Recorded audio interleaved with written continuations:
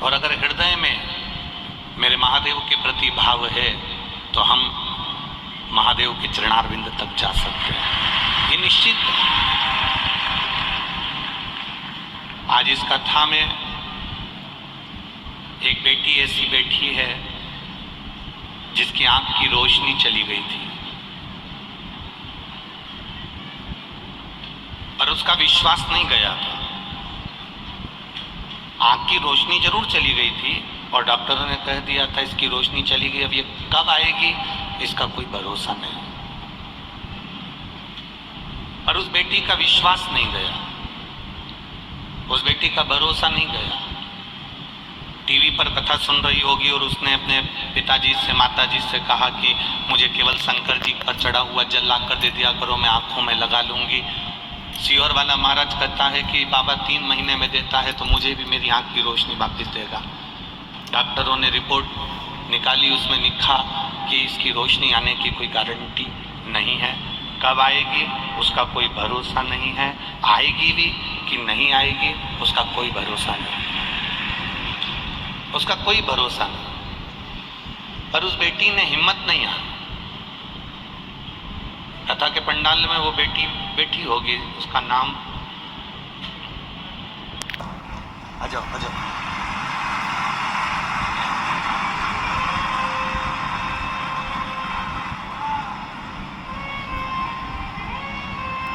जिस बेटी की आंख की रोशनी चली गई हो और डॉक्टर भी कह दिया हो कि अब इसका कोई भरोसा नहीं कि नेत्र आएंगे कि नहीं आएंगे, नेत्र आएंगे कि नहीं आएंगे, इसका कोई भरोसा नहीं। एक बार ताली बजाओ, अपनी आंखों से देखती देखती बच्ची यहाँ पहुंची है। रोइए मत, अब तो बाबा ने आंखें दे दिया था।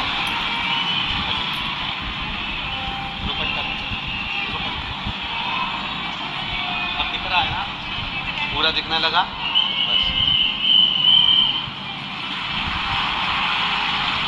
अब रोना नहीं है, आपका मुस्कुराना है। बाबा ने आंखें वापस कर दी ना, बस खुश हुई है। एक बार जोरदार ताली बजाओ जिस बेटी के नेत्र देवाधिदेव महादेव ने वापस दे दिए।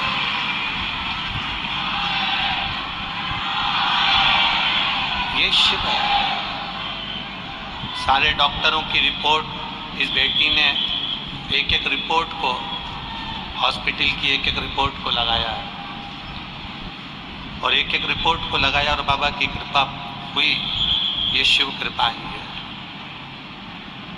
खाली ना जाता शरीर में, जम के बोलो पाँव, और कथा में भाव। बस अगर ये दृढ़ हो गया तो समझो शिव को मिलने में देरी नहीं है, वो मिलेगा जरूर, प्राप्त जरूर है।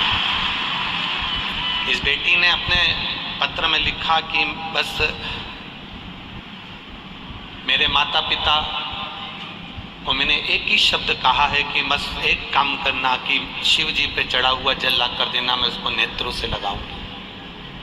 और शिव जी से चढ़ा हुआ जल नेत्रों से लगाना जो प्रारंभ किया है, बाबा की कृपा से ही वो नेत्र वापिस प्राप्त हुआ है। आप विश्वास के साथ में मंदिर जा रहे हो, एक लोटा जल भगवान देवाधिदेव महादेव को चढ़ा रहे हो, आप भगवान शंकर की आराधना कर रहे हो, शिव भक्ति में डूबे हुए हो, तो ये विश्वास मानकर चलना कि बाबा आपके हाथ को पकड़ेगा जरूर और वो पार करेगा जरूर। पर यदि आप विश्वास को डोला रहे हो, आप भरोसे को डोला रहे हो, भरोसा आपका टूट रहा है। जैसे एक व्यक्ति समोसे के अंदर का मसाला निकाल के खा रहा था। कुछ लोग ऐसे भी होते हैं इस व्यक्ति के जैसे। एक व्यक्ति समोसे के अंदर का मसाला निकालकर खा रहा था।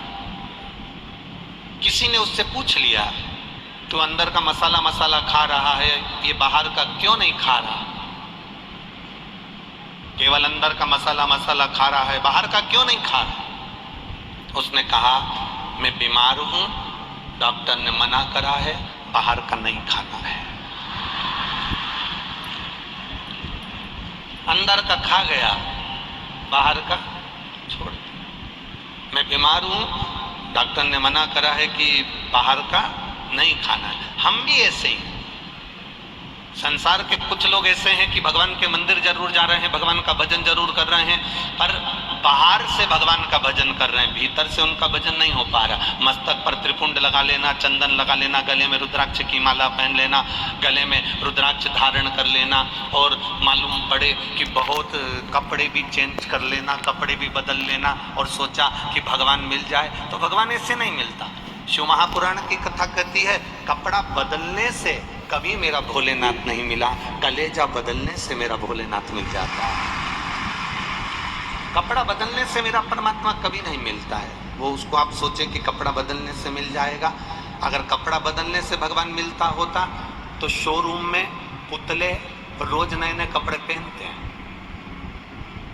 बड़े बड़े शोरूम देखिए, छत्रपति संभाजी नगर में इतने बड़े बड़े शोरूम है। हम जहाँ पर आदरणीय प्रदीप जी जायसवाल विधायक जी के यहाँ ठहरे हैं, उनकी गली से बाहर निकलो तो बड़े बड़े शोरूम मिलते हैं जहाँ पुतले खड़े हैं, पुतले को एक से बढ़कर एक कपड़े पहनाए गए। अगर कपड़ा बदलने से परमात्मा मिलता होता तो शोरूम में रोज पुतला कपड़ा बदलता है, सबसे पहले भगवान उसी को मिलता। और कपड़ा बदलने से भगवान नहीं मिला, महंगे कपड़े पहनने से परमात्मा नहीं मिला, बहुत अच्छे वस्त्र धारण करने से परमात्मा नहीं मिला। परमात्मा के मिलने का साधन केवल उसका भाव, उसका विश्वास, उसकी दृढ़ता है। दृढ़ता के बल पर परमात्मा मिल जाता है, भरोसे के बल पर परमात्मा मिल जाता है। आपका विश्वास कितना दृढ़ है, आपका भरोसा कितना दृढ़ है, आप कितने विश्वास के साथ में डूबे हुए हो, आप कितने भरोसे के साथ में डूबे हुए हो। मूल वह मूलता उसकी।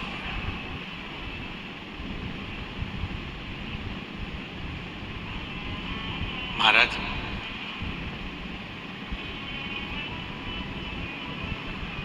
आपका विश्वास, जब घर से एक लोटा पानी लेकर जब निकल कर जाऊं ना, घर से जब एक लोटा जल लेकर निकल कर जाओ, अपने घर का एक लोटा पानी महादेव के मंदिर में लेकर जाओ, उस समय पर तुम्हारे मन में ये आना चाहिए कि मेरी जिंदगी का सारा दुख और तकलीफ और कष्ट मैं महादेव को छोड़ने के लिए जा रही हूँ, महादेव के चरणों में देने के लिए जा रही हूँ। मेरे जीवन का सारा दुख मैं महादेव को सुनाने के लिए जा रही हूँ। मेरे जीवन की सारी तकलीफें मैं भोलेनाथ को कहने के लिए जा रही हूँ। मेरे जीवन का सारा कष्ट मैं महादेव को बताने के लिए जा रही हूँ। मेरे जीवन की सारी तकलीफें, सारा दुख मैं महादेव को बताने के लिए जा रही हूँ। तुम्हारे भीतर ये भाव प्रकट होना चाहिए कि मैं अकेली नहीं हूँ, मेरे साथ में देवाधिदेव महादेव कदम से कदम मिलाकर चल रहे हैं, मैं अकेली नहीं हूँ।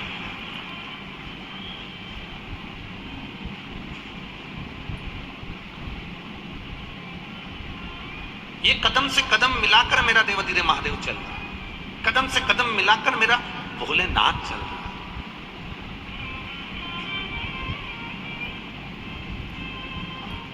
पांडव जुआ खेलने बैठे, चौसर खेलने बैठे, और पांडव जुआ खेलने के लिए बैठे, चौसर खेलने के लिए बैठे, और उनके जुआ खेलते खेलते खेलते खेलते खेलते खेलते सब कुछ हार गए, सब कुछ।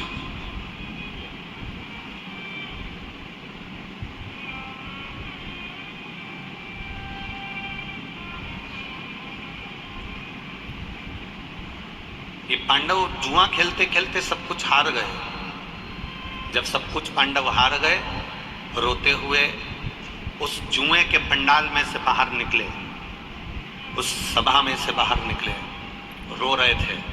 मेरा द्वारकाधीश बाहर खड़ा था, इंतजार कर रहे थे, क्योंकि ये कहकर गए थे जब तक तुम्हें बुलाए नहीं तब तक तुम अंदर आना नहीं। भगवान बाहर ही खड़ा था, द्रौपदी ने पुकारा था इसलिए अंदर आया था, और चीर बढ़ाकर वापस बाहर चले गए। रो रहे हैं पांडव।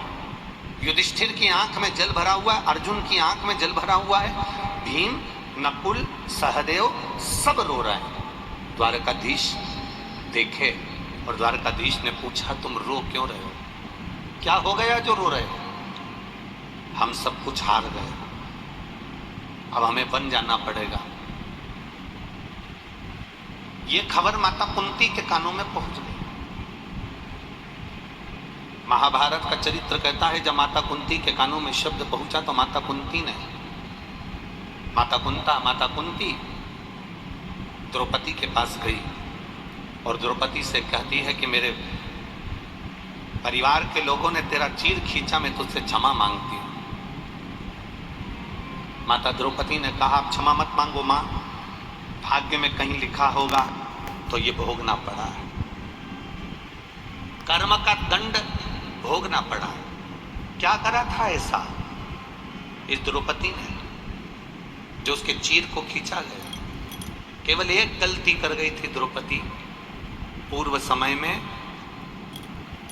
एक संत स्नान करने के लिए गंगा जी में गए, और गंगा जी में जब संत गए तो उनके कपड़े इसने चुरा लिए, खींच लिए और उसको छुपा दिए।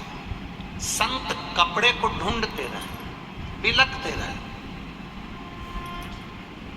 तन का वस्त्र संत का ले गई और संत का वस्त्र ले गई, और वो संत ढूंढते रहे, ढूंढते रहे, ढूंढते रहे। एक बात अपनी जिंदगी में उतार कर रखना, ले जाने वाले, फिर निवेदन करूंगा, चोर गले की चेन उठा कर ले जाता है, चुरा कर ले जाता है, मोबाइल 50-50 हजार का, 1-1 लाख का, 70 हजार का, 20 हजार का, 10 हजार का चुरा कर ले जाता है। गले का मंगलसूत्र 25-50 हजार, 1 लाख का चुरा कर ले जाता है। बैग 25-50 हजार का चुरा कर ले जाता है। जितने चोर आज तक चोरी करते रहे, उन्होंने कोई प्रमोशन नहीं करा, वो चोटे की चोटी रहे। उन चोरों ने कोई प्रमोशन नहीं करा, वो पहले भी चोर थे और जम के बोलो आज भी चोर हैं। जिनके गले की चेन चली गई, मंगलसूत्र चले गया, बैग चले गया, भगवान की कृपा से उसने फिर मेहनत करी और मेहनत कर कर वो चेन, मंगलसूत्र और बैग फिर ले आया। पर चोटा ही रिया, वो अभी तक प्रमोशन नहीं कर पाया। वो जैसा था वैसा की वैसा ही है। किसी का बैग ले भी गए, किसी का सामान मिल भी गया, किसी का मोबाइल मिल भी गया। जरा विचार करना, 5-10 हजार का मोबाइल ले भी जाओगे ना तो घर में रखा हुआ 10 हजार से ज्यादा वो लेकर चले जाता है। आप किसी का सामान लेकर चले गए, वो आपसे आपके घर का रखा हुआ धन लेकर चले जाएगा, वैभव लेकर चले जाएगा, सब कुछ चले जाएगा। एक गलती द्रौपदी से हो गई थी कि उसने, संत स्नान कर रहे थे और उनके कपड़े उठा लिए थे पूर्व जन्म में, और उसका भोग द्रौपदी को ये भोगना पड़ा कि उसको भरी सभा में लोग, उसके परिवार के, उसके देवर आदि उसका चीर खींच। हमारे कर्म का दंड हमको भोगना पड़ता है। हम जैसा कर्म करेंगे उसके अनुसार हमको भोगना ही है। आप अच्छा कर रहे हैं, आपको अच्छा मिलेगा। कर्म का दंड हमें भोगना है, हम भोगेंगे। माता कुंती ने हाथ जोड़कर कहा द्रौपदी से, मैं क्षमा चाहती हूं। द्रौपदी कहती है, नहीं, ये आपकी गलती नहीं है, आपके परिवार की गलती नहीं है, ये मेरे पूर्व कर्म की गलती है। जो मैंने पूर्व में किया होगा आज मैं वो भोग रही हूं। अपने कर्म को हम भोग रहे हैं। मत बुरे कर्म कर बंदे, केवल एक देवाधिदेव महादेव है। सियोर वाला महाराज तुमसे कह दे कि मैं तुम्हारा दुख मिटा दूंगा तो बहुत कठिन बात है। हमारा दुख मिटाने वाला भी देवाधिदेव महादेव है, तो तुम्हारा दुख भी मिटाने वाला देवाधिदेव महादेव। संसार में जन्म लिया है तो दुख पीछा नहीं छोड़। तुम्हारे घुटने दुखते हैं तो हमारे भी दुखते होंगे, तुम्हारा सिर दुखता है तो हमारा भी दुखता हो। बोलो सही है कि गलत है? हम कोई वीआईपी रूप से टपके तो नहीं है कि भगवान ने हमको अलग से नीचे टपका दिया। मानव की देह हमारी भी है, तुम्हारी भी है। तुम 2 रोटी खाते हो, हम भी 2 रोटी खाते हैं। तुमको चिमटी खोड़ेंगे तो दर्द होगा, हमको चिमटी खोड़ेंगे तो दर्द होगा। जैसे तुम हो वैसे हम हैं। बस हमने एक काम करा, अपनी पूरी जिंदगी, पूरा जीवन हमने बाबा पर छोड़ दिया। पूरा जीवन नीलकंठ दर्शन करने के लिए, जब हरिद्वार कथा थी तो नीलकंठ दर्शन करने के लिए गए थे। जाते समय भी भगवान का नाम जप रहे थे, आते समय भी जप रहे थे। ड्राइवर की नींद लग गई। इधर गंगा, इधर पहाड़, छोटा सा रास्ता नीलकंठ का, आप लोग गए होंगे, देखा होगा। उस छोटे से रास्ते में सबसे ऊपर से बस निकले ही थे और गाड़ी पलटी खा गई। पहाड़ पर चढ़ गई, लुढ़कते लुढ़कते लुढ़कते लुढ़कते 2 बार लुढ़की, बस तीसरी बार लुढ़कती तो नीचे जाती, पर अपने आप को उसके भरोसे छोड़ दिया, उसके ऊपर छोड़ दिया। अब वो अच्छा रखे बुरा रखे जैसा रखे वो, बस गाड़ी पलटी, थोड़ा चक्कर आया, गिर गए। इतना स्मरण जरूर रहा कि एक कोई पुरुष और एक नारी सुंदर सफेद कपड़े में दोनों थे, उन्होंने कांच में से तोड़कर हमको बाहर निकाल दिया और जो थे सबको बाहर। इतना जरूर स्मरण है, बाकी का कुछ। उत्तराखंड के मुख्यमंत्री जी ने भी उस समय पर बातें करी, फिर मिलने का स्मरण हुआ। देखिए सब समय की अवस्था के अनुसार उसका समय। आपसे हम केवल इतना ही कहते हैं, जैसे हमने अपने आप को परमात्मा के भरोसे छोड़ दिया ना, आप भी छोड़ दो।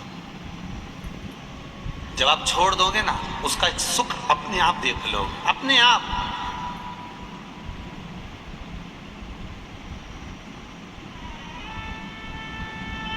जिसके पिता चने का ठेला लगाते हो, दुनिया भर में धक्के खाते हो, 50 रुपए कमा कर घर लेकर आते हो और उसमें से भी कहीं कोई गाय ठेले पर मुंह मार दे और उसमें से भी चने चले जाएं, जरा विचार करिएगा उसकी गति क्या होती। जो ललाट पर लिखा उसे कोई नहीं टाला, पर ललाट पर लिखे हुए को टालने वाला और पलटने वाला। ब्रह्मा जी का काम है भाग्य लिखना, देवताओं का काम है भाग्य लिखना, पर केवल एक ऐसा है देवाधिदेव महादेव जो भाग्य को पलट देता है। तुम्हारे दुख में सुख को पलट देगा, दुख की घड़ी को काट देगा और सुख सामने लाकर छोड़ देगा।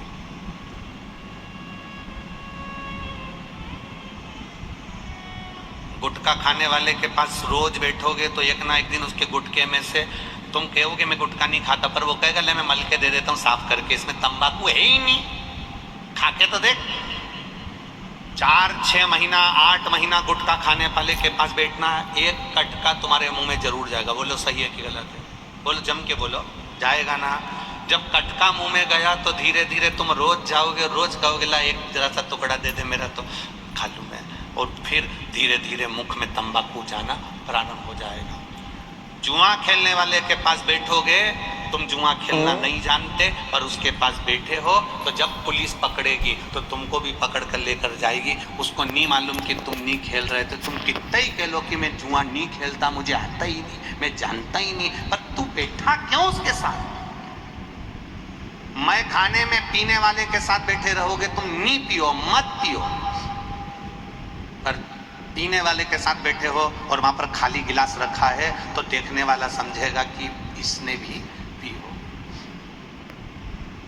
किसी मांस मदिरा की दुकान पर, किसी ऐसी होटल पर जाकर खड़े हो जाओगे जहां पर ऐसा भोजन बनता है और वहां पर